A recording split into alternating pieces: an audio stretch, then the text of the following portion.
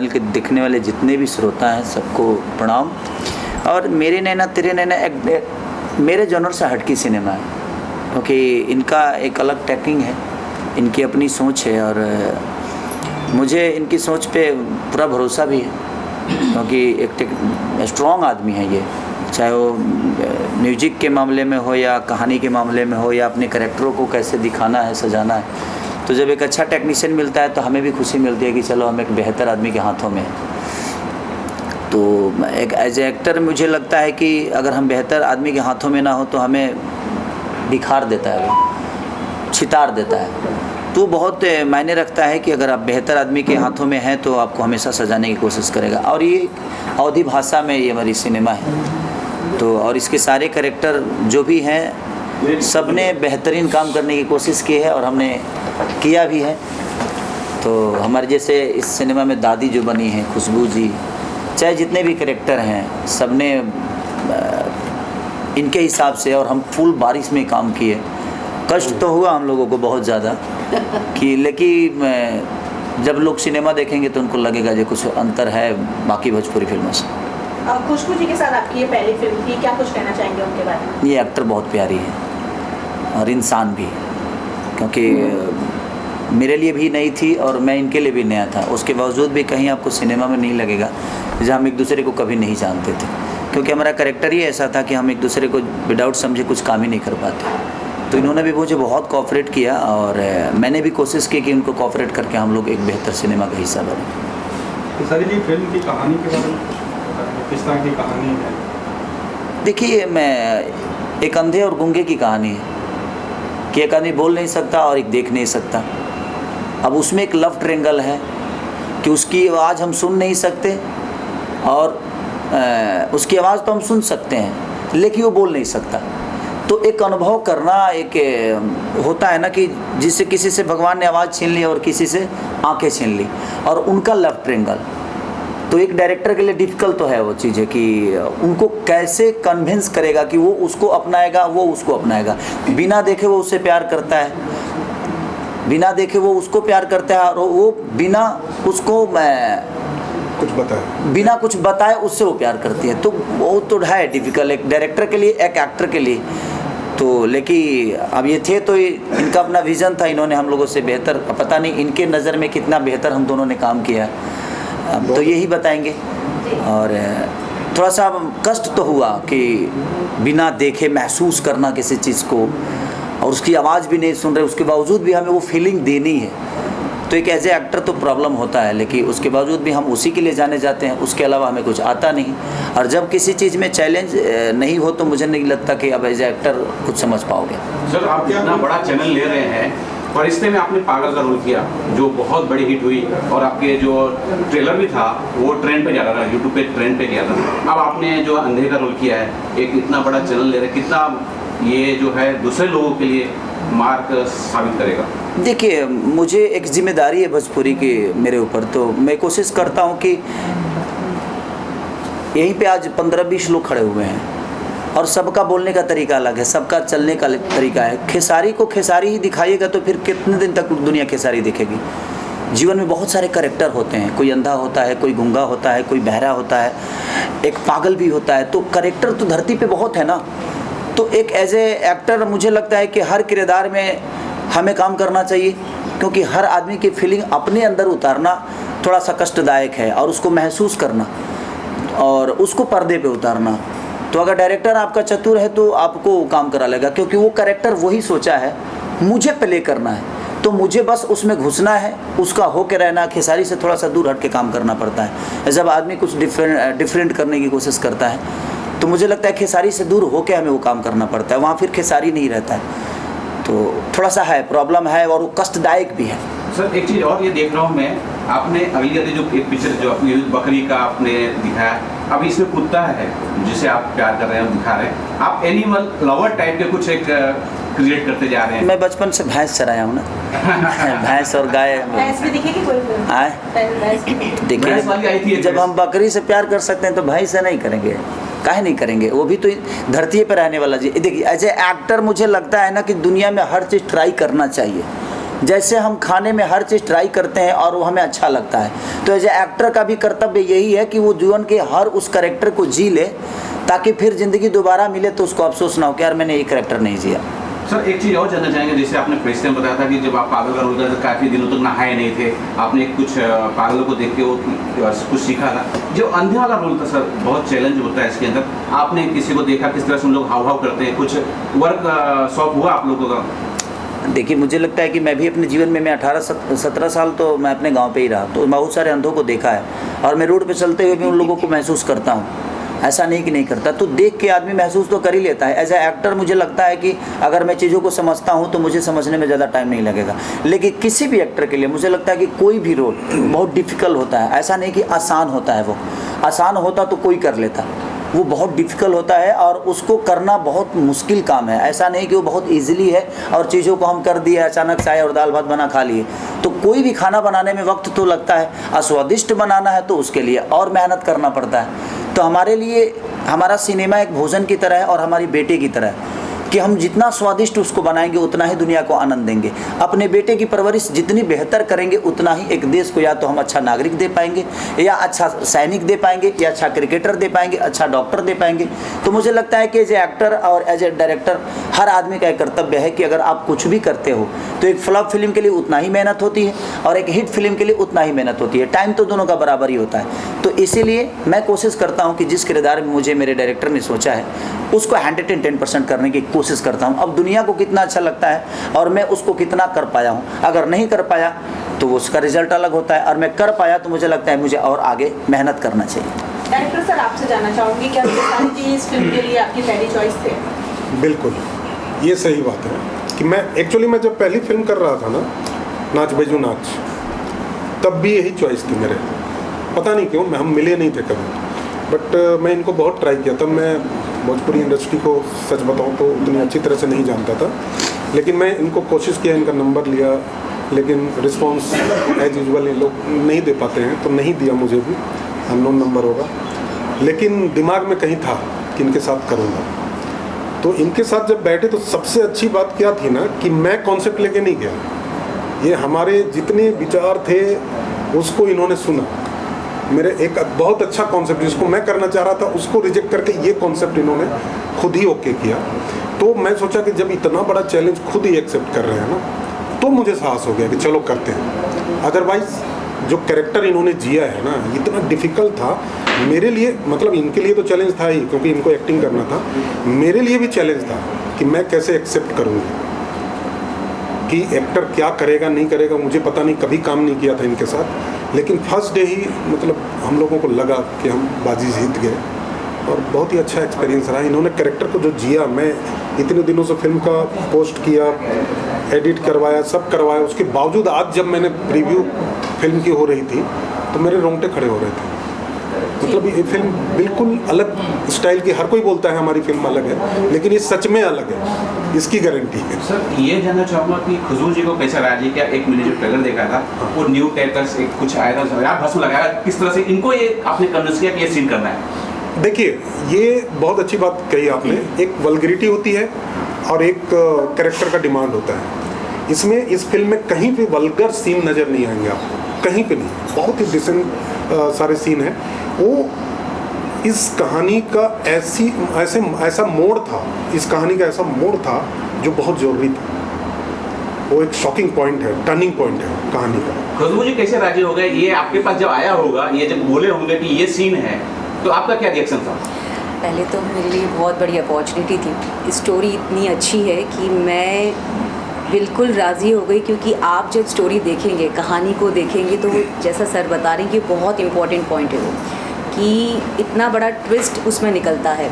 और of course sir का जो डायरेक्शन है बहुत सोफिस्टिकेटेड वे में सर डायरेक्ट करते हैं, तो बिल्कुल भी ऐसा अनकंफर्टेबल नहीं था। सर को पहले से जानती हूँ, उनके साथ में पहले भी काम किया हुआ है, सो पूरा सेट पे बहुत कंफर्टेबल एटमॉस्फेयर था, तो ऐसा कुछ प्रॉब्लम नहीं आई। एंड ऑफ कोर्स हम शूट ही कर रहे हैं, तो न्यूड सीन दिया है तो ऑफ कोर्स पूरा सूट पहन के ही किया है वो, तो ऐसा कोई प्रॉब्लम नहीं आया। कैसा एक्सपीरियंस रहा है खेसारी जी के साथ काम? ऑफ कोर्स बहुत बहुत बहुत अच्छा, बहुत कुछ सीखने को मिला। इतनी एनर्जी है सर में कि सेट पर जैसे ही आते हैं सबको चार्ज कर देते हैं। तो बहुत अच्छे इंसान हैं और बहुत कुछ सिखाया और बहुत कुछ सीखने को मिल रहा है आज भी। बहुत बहुत अच्छा एक्सपीरियंस था। आपकी एक्टिंग बहुत शानदार है। मैंने जब आपको देखा जो आप धंस रहे थे कपड़ा धो रहे, यहाँ पोस्टर में भी है जी। एक अपने आंखों से जो तीर चलाया, जो ऐसा कातिल कर दिया, एक मदहोश कर दिया है, जी। बहुत शानदार वो जो है सीन है। जी, क्या thank you so much. Thank you, आपको एक्टिंग पसंद आई और मैं सबसे यही रिक्वेस्ट करूँगी कि प्लीज़ आप इस फिल्म को देखिएगा कि हमारी पूरी टीम ने बहुत मेहनत की है इस फिल्म के लिए। स्टोरी बहुत डिफरेंट स्टोरी है और आप लोग देखेंगे तो कुछ नया देखने को मिलेगा। सो प्लीज़ प्लीज़ प्लीज़ आप ये फिल्म ज़रूर देखिएगा। मैं कैसा ही इसे जानना चाहूँगा सर, मैंने आपको देखा बहुत बर्फ गिर रही थी तो आपने कपड़े उतारे और अपने बॉडी प्रदर्शन किए। यहाँ दिख रहे बहुत शानदार आपकी बॉडी है। सलमान खान के साथ आपकी तुलना की जाती है कि अगर बॉलीवुड में अगर सलमान खान है तो भोजपुरी में हमारे केसारी लाल यादव। देखिए, ये तो मेरा सौभाग्य है कि ये कॉम्प्लीमेंट्री दुनिया मुझे उनके से जोड़ती है। बट मैं उस लेवल पे तो नहीं हूँ, लेकिन मैं कोशिश करता हूँ कि अगर मैं किसी को छू भी सकूँ तो मेरे लिए बहुत बड़ी अपॉर्चुनिटी है, क्योंकि उनका ओहदा बहुत बड़ा है, वो लीजेंड है हम सब के लिए। लेकिन उसके बावजूद भी अगर हम उनके आसपास हैं लोगों के नज़र में, तो ये हमारे लिए फ़ख्र की बात है कि चलो कम से कम हम अपनी कोशिश वहाँ तक तो पहुँचाए। आज वहाँ तक उनको उनके इर्द गिर्द है हम, अगर कोशिश और करेंगे तो मुझे लगता है उनके सामने खड़े हो सकते हैं, उनके आसपास और जा सकते हैं। तो कोशिश हमारी है। उनकी तुलना लोग करते हैं, मैं कभी उनसे अपनी तुलना नहीं की। मेरी कोशिश हमेशा रहती है कि मुझे उनसे भी ऊपर जाने की कोशिश मेरी रहती है कि मैं उनसे भी ऊपर जाऊं, ताकि दुनिया मुझे कहे कि नहीं, और उनको भी मुझे देखकर फ़ख्र हो कि नहीं यार, एक भोजपुरी का बेटा है और हमारे हिंदुस्तान का लड़का आज जाकर हॉलीवुड में काम कर रहा है। तो मेरी कोशिश हमेशा ये रहती है कि मैं बेहतर करने की कोशिश करूं। कंपेयर मैं किसी से नहीं कर सकता, लेकिन उनसे दुनिया मेरी कंपेयर करती है तो ये मेरा सौभाग्य है, ये भोजपुरी समाज का सौभाग्य है, जैसे भोजपुरी इंडस्ट्री मुझे उनके आसपास रखती है। सर, आपको ट्रेंडिंग स्टार कहा जाता है। आपने कहा कि आप ऊंचा करना चाहते हैं। एक दो दिन पहले जो सलीम सुलेमान के जो उनकी म्यूजिक चैनल है उस पर हिंदी गाना आया सर। आपको दर्शक देखना चाहते हैं हिंदी फिल्मों में, आप कब दिखने वाले हैं या बात चल रही है? देखिए, अगर ऐसा ही साउथ के लोग सोचे होते तो साउथ इतनी बड़ी नहीं होती। वो भी हिंदी में काम करते हैं, लेकिन उन्होंने अपने आप को साबित किया। तो हमारी भी कोशिश है कि हम अपने भाषा, जिस भाषा ने हमें इतनी मोहब्बत दी, तो हमारा भी दायित्व बनता है कि अपने भाषा को और ऊपर लेकर जाएं। जिस तरह साउथ के लोगों ने अपने भाषा को आज पेन इंडिया बना दिया, तो हम भी कोशिश ही कर रहे हैं। इसीलिए हम लोगों ने अवधी में इसको शूट किया है और हमारा भाषा भी अवधी है इसका, कि अगर लोगों को पसंद आए तो हम फिर इस सिलसिला को आगे तक लेके जाएंगे। तो अगर हम भी बेहतर करते करते अगर अपने सिनेमा को भी पेन इंडिया बना दें, तो मुझे लगता है कि हमें हिंदी में काम करने की ज़रूरत नहीं, हम अपने आप हिंदी वाले हो जाएंगे, हिंदी के लोग भी हमें प्यार करने लगेंगे। तो कोशिश है कि अपने भाषा को बड़ा करें, जिस भाषा ने हमें बड़ा किया, और आज हम उस भाषा को छोड़ के किसी और भाषा के लिए काम करें, तो मुझे थोड़ा सा अनकम्फर्ट महसूस होता है कि नहीं यार, ये ठीक नहीं है, क्योंकि उस भाषा का एक जिम्मेदारी मेरे ऊपर है। आज मैं एक भैंस चराने वाला आदमी, लिट्टी चोखा बेचने वाला आदमी, जूठा धोने वाला आदमी को आज लोगों ने यहाँ तक, इस लेवल तक पहुँचा दिया। तो मेरा भी तो कुछ दायित्व बनता है, मेरी भी तो रिस्पॉन्सिबिलिटी बनती है कि नहीं, जिन्होंने मुझे प्यार करके बड़ा किया, आज मैं उस घर को छोड़ के किसी और का हो जाऊं, तो ये मुझे गवारा नहीं है। कोशिश ये है कि अपने ही भाषा के ज़रिए इस दुनिया को बता दे कि नहीं, हम भोजपुरी के हैं, लेकिन आज पूरी दुनिया हमें प्यार करती है। मैं माता जी से डायरेक्टर सर आपसे जानना चाहूँगी, और कौन से कलाकार जुड़े हुए हैं इस फिल्म से? हमारे साथ खेसारी जी तो हैं ही, खुशबू, लेकिन नीना चीमा जी हैं, बहुत ही सीनियर एक्ट्रेस हैं, काफ़ी फिल्मों में और सीरियल में आप लोगों ने देखा होगा। इन्होंने बहुत ही इम्पोर्टेंट रोल किया है इसमें। अगर आपको फिल्म देखने का मौका मिले तो आप ज़रूर इनके कैरेक्टर के बारे में देखिए। और इसके अलावा गेस्ट अपीयरेंस में रवि भाटिया भी है, जो जोधा अकबर में सलीम के रोल में काफ़ी फेमस हुआ था। और बस ज़्यादा कैरेक्टर नहीं है, लेकिन सबका इम्पोर्टेंस अच्छा है।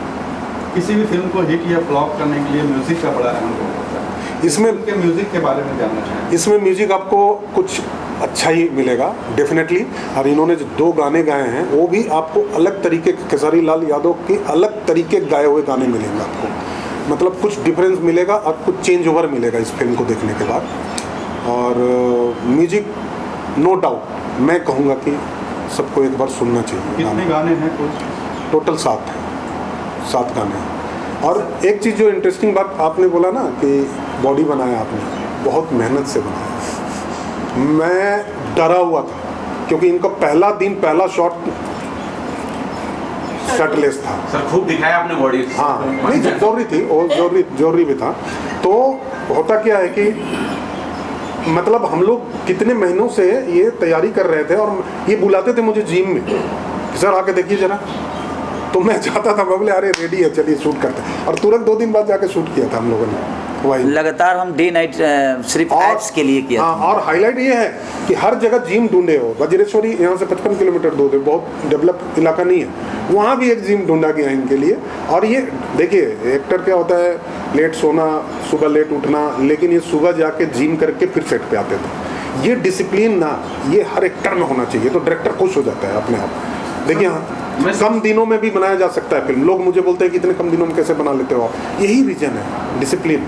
सर एक चीज़ और मैंने उसमें देखा है कि टोना टटका भी आप दिखा रहे हैं, और मैं ये भी जानना चाहता हूँ कि इस कुत्ते का अहम रोल, मुझे लगता है कि एक अहम रोल है, तो वो भी बताइए कि सर क्या रोल। देखिए तंत्र मंत्र जो है ना, आज भी हमारे समाज में बहुत ही घातक सिद्ध होता है, तो उसको दिखाया है हम लोगों ने। एक इंटरेस्टिंग सीन्स हैं कुछ उसके, लेकिन देखिए कैरेक्टर इंटरेस्टिंग होता है, लेकिन समाज के लिए घातक होता है। वो आपको फिल्म में भी दिखेगा कि कैसे झूठ बोल के रितु शर्मा, जिन्होंने NSD की सीनियर एक्ट्रेस है, वो भी उन्होंने तांत्रिक का रोल किया है। बट क्या होता है, तंत्र मंत्र हमेशा नुकसान ही देता है, ये फिल्म में भी दिखेगा। आपके सर बगल में जो है, आप जरा हमारे कंपनी के CEO हैं मधुकर जी, हाँ जी, ये खुद राइटर भी हैं। सर बताइए सर, कुछ इस फिल्म से आपका क्या अनुभव है, क्या है, कुछ शुभकामनाएं। हाँ एक्चुअली भोजपुरी फिल्मों का जो सफ़र था, विदेशिया, गंगा मैया तो तेरी चढ़े गो, या अवधि की आप ले लीजिए, बाकी की जो फिल्में थी नदिया के पार, तो ये सफ़र कहीं भटक गया था। उसके बाद भोजपुरी को वो इज्जत नहीं मिली जो मिलनी चाहिए थी। जबकि अगर आप देखें यहाँ पे बॉम्बे में फिल्म इंडस्ट्री में, तो उसी जोग्राफिकल एरिया के सारे ही लोग हैं, राइटर से लेकर डायरेक्टर तक बहुत ज़्यादा लोग हैं, लेकिन कहीं ना कहीं हम लोगों ने वो काम नहीं किया जो हमें करनी चाहिए। तो मैं खुद भोजपुरी भाषी हूँ, तो मुझे लगा कि ये मेरी जिम्मेदारी है कि एक अच्छी फिल्म हम दें, और के सारे ये जो कि इस इंडस्ट्री के लीड एक्टर हैं, वो इनकी भी जिम्मेदारी है कि भोजपुरी को हम वो सम्मान दिलाएं जो डिफरेंट मूवी। सर लास्टली मैं सर से वो करना चाहूँगा कि अपील कीजिए कि पिक्चर कब आ रही है, और तो होता ही, अगर नहीं होता तो इतनी सारी प्रॉब्लम कहाँ से होती। देखिए जो मानते हैं कुछ है तभी मानते हैं। ईश्वर इस धरती पे नहीं है, फिर भी पत्थर को पूछकर हम उनके विश्वास को मानते हैं ना, हमारे विश्वास में रहते हैं ना। हमने कभी ईश्वर को देखा नहीं, लेकिन हम सुने हैं कि हाँ ईश्वर है इस धरती पे, तो हम मानते हैं ना। उसी तरह हर वो चीज़ है जिसे दुनिया मानती है, बशर्ते आप उसको अमन कितना करते हैं ये आपके ऊपर निर्भर करता है। तो मानते तो हम भी हैं, ऐसा नहीं कि नहीं मानते हैं, क्योंकि होता है, भूत है तो भाई आदमी डरता क्यों है, अगर नहीं है तो फिर डरता क्यों हो। तो एक वहम जो है वो कहीं ना कहीं हमारे मन में चीज़ें होती है, और उस सिनेमा में देखने को मिलेगा कि कैसे क्या होता है, और एक ऐसी मोड़ है जहाँ पे सब चीज़ें अच्छी भी होती है।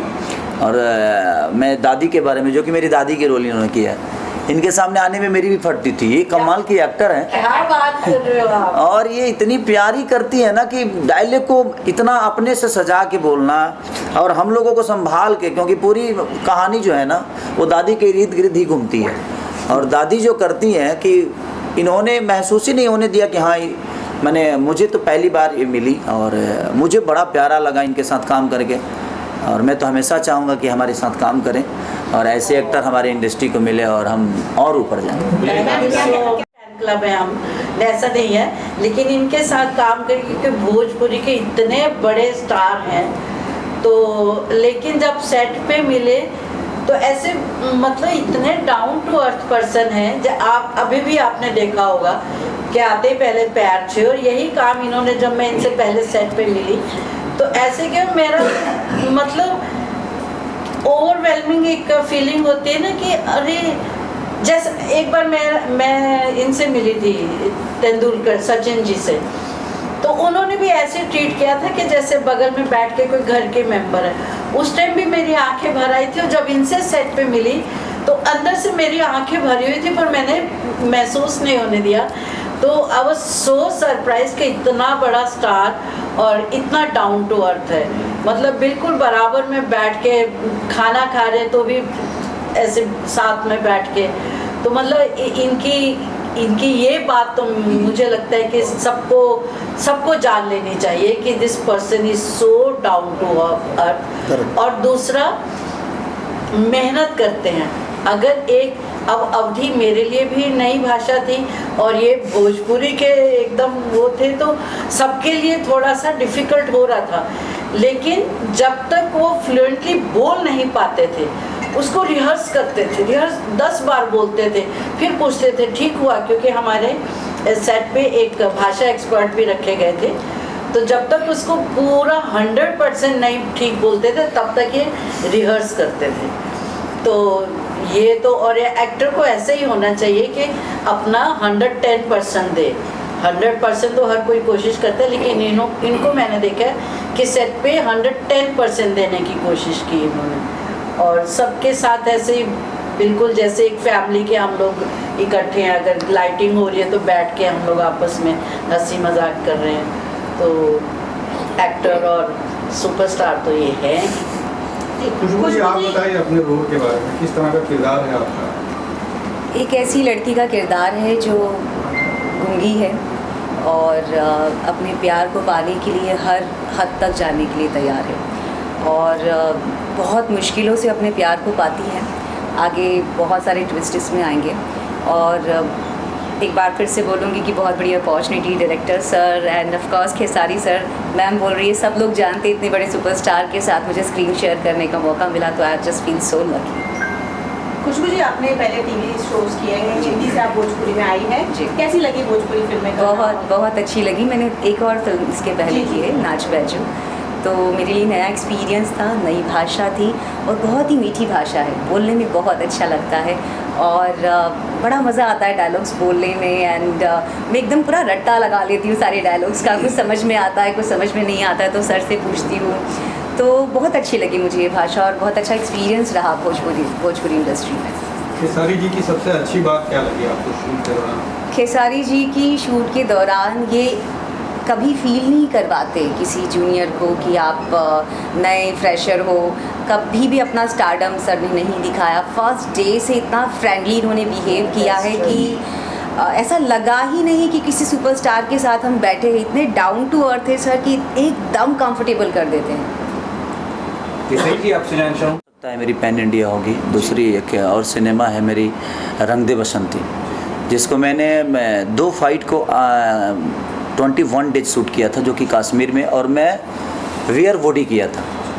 -5 डिग्री में वेयर बॉडी काम करना कितना डिफ़िकल्ट होता है वो तो मुझे उस दिन समझ में आया, क्योंकि मुझे बर्फ़ से नीचे आना था और मेरे पूरे ये बैक सूज गए थे और मुझे एक बार नहीं, मुझे चढ़ने में बहुत ज़्यादा प्रॉब्लम हुई थी। तो चढ़ के फिर से नीचे आना, फिर चढ़ना, तो वो थोड़ा सा डिफ़िकल्ट है। तो लगातार इधर जो भी सिनेमा मैं कर रहा हूँ, कुछ सिनेमा जो है मेरा पैन इंडिया ही होगा। देखिए होता क्या है कि सब सिनेमा हिट नहीं होती।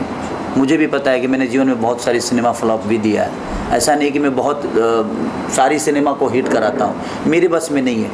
एक डायरेक्टर की सोच जितनी होती है, हम कभी कभी एक डायरेक्टर के पॉइंट ऑफ व्यू से चीज़ों को करते हैं। अब उनके सोच के ना हम ऊपर जा सकते हैं ना ही हम नीचे जा सकते हैं, उनके सोच के हिसाब से हमें चलना पड़ता है। तो कभी घर चलाने के लिए भी हम काम कर लिया करते हैं, क्योंकि उसमें मेरा ही घर नहीं है, अगला का भी घर है। क्योंकि मेरे पास मैं 2 महीना बैठ जाऊंगा तो कोई दिक्कत होने वाली नहीं है, लेकिन मुझे लगता है कि अगला आज 1 साल से परिश्रम कर रहा है और वो उससे बेहतर नहीं कर सकता है, और मुझे साइन किया और मैं जानता हूँ कि वो बेहतर नहीं कर पाएगा, तो मैं उसको हटा भी नहीं सकता। तो कभी कभी हमें उसके जिद के लिए भी काम करना पड़ता है। तो लगातार कोशिश यही है। एक मैं हनुमान भी कर रहा हूँ, वीर हनुमान, तो वो भी पैन इंडिया है। मुझे लगता है श्रीलंका शूट है, मलेशिया में शूट है, कई जगह जा के शूट करना होता है, क्योंकि उसके सीक्वेंसेज ऐसे हैं कि मुझे जाके शूट करना है। तो वो रत्नाकर जी का ही मूवी है। तो कोशिश हमारी है, और जितने भी सिनेमा आदमी कर रहा है, कोशिश है कि बेहतर सिनेमा और बेहतर कहानी के साथ काम करे। कोई ज़रूरी नहीं है कि कैनवास बड़ा होने से सिनेमा बड़ा हो जाता है, पैसे ज़्यादा लगा देने से सिनेमा बड़ा होता है, ऐसा कहीं नहीं लिखा है। आप कर क्या रहे हैं ये मायने रखता है। तो हमें बेहतर कहानी के साथ अगर चले तो मुझे लगता है कि वो दिन दूर नहीं है कि पैन इंडिया बहुत जल्दी, और संघर्ष शायद रिलीज़ होगी पैन इंडिया, और वो भी रंगदे बसंती भी होगी, जैसे ये हो रही है मल्टीप्लेक्स सर ने मल्टीप्लेक्स तक लगाने की कोशिश, तो ये इनकी क्षमता है। हम एक जो एक्टर बेहतर काम कर सकते हैं, लेकिन सिनेमा को कैसे चलाना है, कैसे बेचना है, किस प्लेटफॉर्म पे लेके जाना है, ये डायरेक्टर और प्रोड्यूसर ही तय करते हैं। हमारे बस में वो चीज़ें नहीं होती है, क्योंकि हम इसमें माल लेकर काम किए हैं। पार्टनर एज ए पार्टनर तो किए नहीं, पार्टनर होते तो शायद हम भी अपना इनपुट देते इसमें, लेकिन हमारा इनपुट उतने दिन तक होता है जितने दिन तक सिनेमा डब होती है। उसके बाद हमारा यही हो जाता है कि हम अपने सिनेमा के बारे में क्या बेहतर बोल सकते हैं, क्या बेहतर दुनिया को बता सकते हैं। उसके बाद इनका काम रह जाता है, और प्रोड्यूसर का काम, डिस्ट्रीब्यूटर का काम होता है, और जनता का काम होता है कि जनता अपनी भाषा को किस लेवल पे लेके जाना चाहती है। नोट कमा रहे थे कि काला धन, सबसे बड़ी चीज़ है कि अब ये सरकार का विषय सर, इसमें मैं टिप्पणी करूंगा तो मुझे लगता है कि लोगों को किसी ना किसी को तो बुरा लग ही जाएगा, क्योंकि देखिए कोई ज़रूरी नहीं है कि मैं जो बातें बोल रहा हूँ मैं सत्य बोल रहा हूँ, उसके बहुत सारे उदाहरण हैं, क्योंकि एक शब्द के बहुत सारे आलोचना होती है, किसी के लिए वो बुरा हो जाता है और किसी के लिए वो अच्छा हो जाता है। तो नोटबंदी से प्रॉब्लम तो सबको होती है, क्योंकि नोट जो भी है, अब किसी के पास 50,000 है, गरीब आदमी के पास तो सच पूछे तो बैंक बहुत कम होता है गरीब आदमी के लिए, क्योंकि उसके पास उतना वक्त नहीं होता है कि बैंक से जाकर 10,000 रुपये निकाल ले, और उसके पास वो व्यवस्था भी नहीं है कि वो किसी को 10,000 ट्रांसफ़र कर दे, बहुत कम होते हैं। तो सबसे ज़्यादा प्रॉब्लम तो मुझे लगता है कि आम पब्लिक को ही होती है कि नोट निकालना, बदलना, ये करना, वो करना, तो प्रॉब्लम तो सबको है। मुझे ये चीज़ थोड़ी सी बुरी लगी जी, आज हम मेहनत करके जो पैसे कमा रहे हैं वो काला धन हो जाता है, तो हम उसको नोट समझे, उसको संपत्ति समझे कि हम काला धन ही कमा रहे थे, क्या कमा रहे थे। ये थोड़ा सा डिफिकल्ट मेरे लिए भी हो रहा है कि हम जो कमा रहे हैं वो काला धन कैसे हो गया, यार वो तो मेरी मेहनत के पैसे हैं। बट ठीक है, वो सरकार का विषय में उसमें क्या टिप्पणी करूँ। लास्टली 15 साल से, और मैं थोड़ी बहुत जो काम भी आता है वो इनकी वजह से आता है। हमने बहुत पहले हम 7-8 साल पहले एक शो करते थे DD नेशनल के लिए, जो बहुत बढ़िया शो था। उसके बाद फिर मुझे जोधा अकबर मिला, जस्ट उसी शो के बाद, मतलब चलते में ही मिल गया था बीच में। तो ये सर ने मुझे बोला कि छोटा सा कैमियो है तो करना चाहोगे। बोला सर आप जो बोलो। तो इनके लिए ये है कि बस काम नहीं पूछता मैं, सर भैया डेट बोलती है, पुरानी डेट को फ्री रहना, तो मैं आ जाता हूँ बस। तो इनके लिए वो रिस्पेक्ट है, और वो तो अच्छा लगा ये काम करके। और मैं सर से तो खैर केसारी सर से मिल नहीं पाया, खुशबू के साथ मैंने शो किया है पहले, और बाकी टीम बहुत बढ़िया है हमारी, जो भी है लाल विजय सर की टीम। तो हमेशा मज़ा आता है, वो फैमिली की तरह गैदरिंग होती है हम लोग की जब भी काम करते हैं, मज़ा आता है काम करने में साथ में।